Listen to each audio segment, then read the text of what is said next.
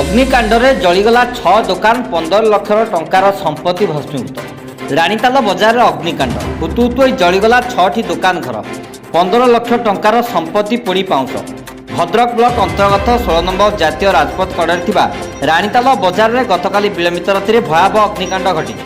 ବିଦ୍ୟୁତ୍ short circuit ଯୋଗୁଁ ଅଗ୍ନିକାଣ୍ଡ ଘଟିଥିବାର ଜଣାପଡ଼ିଛି। ରାତି ପାଖାପାଖି 1:45 ବେଳେ ଅଗ୍ନିକାଣ୍ଡ ଘଟିଥିଲା।